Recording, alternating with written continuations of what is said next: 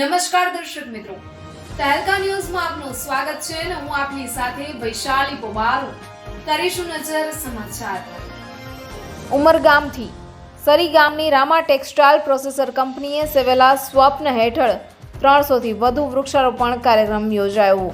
ઉમરગામ તાલુકાના સરીગામ જેડીસીમાં વર્ષોથી કાર્યરત Rama textile processor Sarigam industries association, Gujarat પ્રદેશ નિયંત્રણ બોર્ડ CETP સરીગામના સંયુક્ત ઉપક્રમે વિવિધ પ્રકારના વૃક્ષોનું વાવેતર કરી વૃક્ષારોપણ કાર્યક્રમ યોજવામાં આવ્યો. આ વૃક્ષારોપણ કાર્યક્રમ અંતર્ગત ઉદ્યોગપતિ, આ કંપનીના કર્મચારીઓ, સંબંધિત વિભાગના અધિકારીઓ, સરીગામ ઇન્ડસ્ટ્રીઝના હોદ્દેદારો તેમજ હાજરી આપી હતી.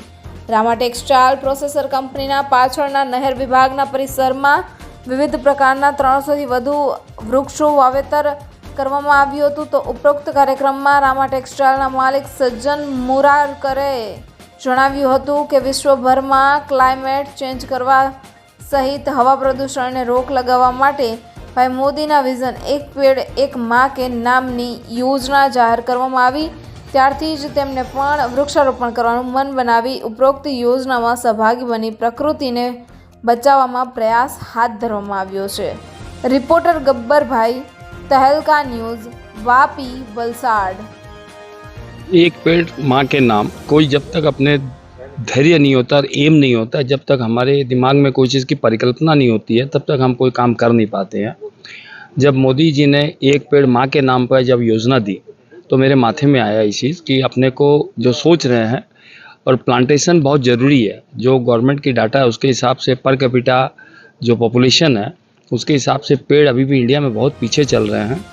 हम एक फैक्ट्री के नाम पर यदि एक पेड़ भी लगाते हैं तो जितनी फैक्ट्रियाँ उतनी पेड़ हो जाएंगे. एक फैक्ट्री में 100 मेंबर होते हैं, 100 एम्प्लॉयज़ होते हैं.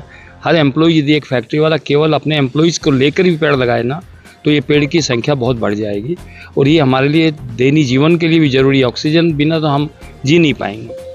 तो यही परिकल्पना के साथ में मैंने SI में प्रपोजल दिया कि मेरी फैक्ट्री के पीछे जगह है, उन्होंने मेरे को मौका दिया, सभी लोगों ने सपोर्ट दिया. सभी को बुलाने से सब लोग आए, पत्रकार बंधु भी आए, उद्योगपति भी आए, ऑफिसर लोग भी आए. सब ने आकर बहुत अच्छे से इस प्लांट को प्लांट किया. આજે સરીગામ ખાતે એક પેડ માં કે નામના કાર્યક્રમ અંતર્ગત જે રામા ટેક્સટાઇલ તરફથી જે પહેલ કરવામાં આવી છે એ માટે હું એમને ખૂબ ધન્યવાદ આપું છું. એમાં ખાસ કરીને સજ્જનજીને એમના તમામ ભાગીદારોએ આ ટોટલ એમની જવાબદારી ઉપાડેલી છે. તો સરીગામ એસોસિએશનનો એમનો આભાર માનું છું. અને સરીગામ પોતાનામાં આજે ઘણા વર્ષોથી આજે સરીગામની અંદર એટલું મોટી પાયા ઉપર ટ્રી પ્લાન્ટેશનનું આયોજન થાય છે દર વર્ષે અને ઇન્ડિવિજ્યુઅલ યુનિટો દ્વારા. અને કદાચ મને ચોક્કસ ખાતરી છે કે જે સરીગામનો જે ટોટલ વિસ્તાર છે એમાં પર્સન્ટેજ વાઇઝ અગર સૌથી વધારે ડેન્સ પ્લાન્ટેશન કદાચ જો ગ્રીનરી હોય તો એ આખા ગુજરાતમાં લગભગ સરીગામ ખાતે છે.